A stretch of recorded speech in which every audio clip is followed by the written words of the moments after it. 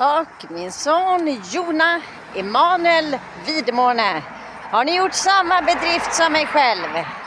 Klarat, vi kan säga jag klarade 3 år på gymnasiet. Han har klarat 4 år på gymnasiet.